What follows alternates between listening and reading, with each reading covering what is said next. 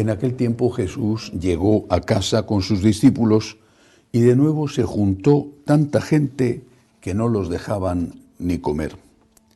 Al enterarse su familia vinieron a llevárselo porque se decía que estaba fuera de sí. Palabra del Señor. Gloria a ti, Señor Jesús. No sabemos exactamente a quién se refiere el evangelista cuando habla de su familia. La familia, siempre importante, quizá en aquella época incluso más, la familia era numerosa, posiblemente. Y seguro que una parte de la familia de Jesús, una parte, porque entre sus apóstoles había otra parte de su familia. Santiago, apóstol, era pariente, era seguramente primo hermano del Señor. Por supuesto, la primera y principal, la Santísima Virgen. Pero una parte de su familia estaba preocupada.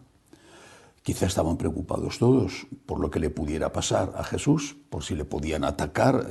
Se habría esparcido el rumor de que era peligroso, de que los fariseos estaban contra él, de que los sacerdotes estaban tramando algo en su contra. Estaban preocupados por él. De hecho, el Evangelio dice que se decía, había un rumor de que estaba fuera de sí. Bueno, incluso también lo dice Jesús en otro texto, lo recordamos, que estaba hasta poseído por el demonio y el Señor se defiende de eso. Si Satanás echa a Satanás, ¿cómo va a ser que su reino dure? Bueno, una parte de su familia estaba preocupada por él, quizá todos, repito, pero una parte quizá estaba preocupada no por amor a Jesús, sino por egoísmo.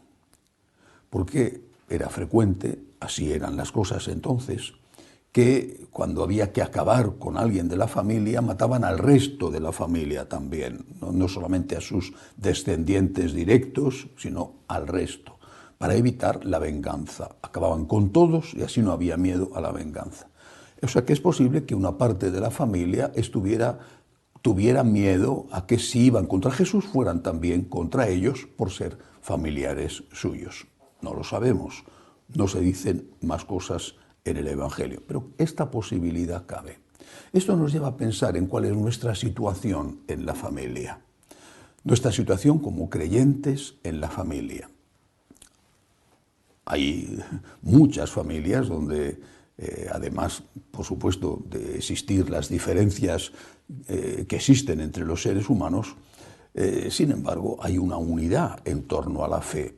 Los esposos son creyentes, practicantes los dos, se esmeran en educar en esa fe a los hijos y salen los resultados que salen porque no depende solo de ellos y al final está la libertad de cada persona. Pero ellos van a la par en la fidelidad al Señor y también en el deseo de transmitir esa fe a su descendencia.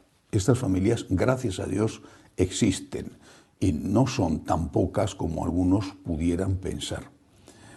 Pero, por desgracia, en muchísimos casos hay otras familias donde solo es uno de los cónyuges el que quiere vivir su fe o el que tiene fe y el otro pues lo ve con una cierta indiferencia. Bueno, te dejo, pero a mí no me compliques la vida.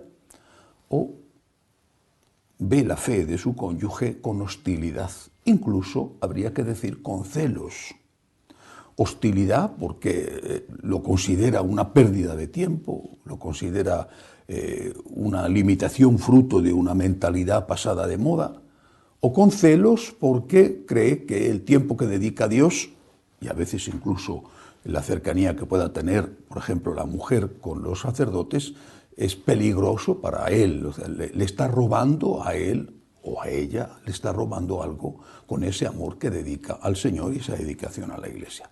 Por desgracia, estas familias existen y el cónyuge creyente se encuentra con mucha frecuencia acosado, de alguna manera, no siempre acosado violentamente, pero sí de alguna manera acosado, ridiculizado, no solo por el cónyuge, sino a veces también incluso por los hijos. Las burlas a la mamá que va a misa o a los padres, pero sobre todo a la mamá, con el papá quizá sea más difícil meterse, pero con la mamá que va a misa por parte del marido o por parte de algunos de los hijos son muy frecuentes. Esto es muy doloroso y esto puede ser un parecido a aquello que una parte de la familia de Jesús quizá tenía hacia el Señor. Miedo a que a ellos les pudiera perjudicar en algo lo que el Señor estaba haciendo. Miedo a que si venía una persecución contra Él, también a ellos les pudiera afectar. No estoy afirmando que esto fuera el motivo, pero quizá podía serlo. ¿Qué tenemos que hacer? Yo creo que una cosa muy importante que no hay que olvidar es que nosotros, por nuestro bautismo, por supuesto el sacerdote de una forma especial por el sacramento del orden, pero todos nosotros, por el bautismo, somos, así lo dice la Iglesia, somos sacerdotes con el sacerdote real, el sacerdote regio de Jesucristo. Tenemos por el bautismo el sacerdocio regio, el sacerdocio real, real de los reyes, no real de auténtico. Tenemos el sacerdocio regio, el sacerdocio real por el bautismo. Algunos, los sacerdotes, tenemos el sacerdocio ministerial, pero todo bautizado es sacerdote, profeta, rey, como Cristo, porque ha recibido ese sacerdocio con el bautismo de Cristo. Este sacerdocio que tiene cualquier bautizado tiene que ejercerlo de una forma especial en su familia. ¿Cuál es la misión del sacerdote? ¿Cuál era la misión del sacerdote desde siempre en cualquier religión, en el Antiguo Testamento y también en el Nuevo Testamento? A mí me gusta mucho uno de los títulos que le dan al Papa, que creo que se puede aplicar a cualquier sacerdote, incluido el bautizado, cualquier bautizado. Al Papa se le llama pontífice, se le llama de hecho el sumo pontífice. Es un título que hereda de los sacerdotes que había en Roma en el paganismo. El pontífice era el que se encargaba de que los puentes que cruzaban el Tíber, de una orilla a la otra, estuvieran en buen uso. Y era una especie de supremo sacerdote de todos los sacerdotes, de todos los cultos que había en Roma, de los numerosísimos templos, de los numerosísimos dioses.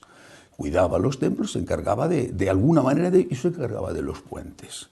Era, por lo tanto, el encargado de que las dos orillas se mantuvieran unidas, que los puentes que estuvieran en buenas condiciones para que la gente, las mercancías, pudieran transitar de una orilla a otra. Creo que el sacerdote debe de ser siempre esto, el que une dos orillas. En una orilla está Dios, en otra orilla están los hombres. El sacerdote tiene que ser el que une a Dios con los hombres y los hombres con Dios. El sacerdote tiene que ser un abogado defensor, no un fiscal, un abogado defensor.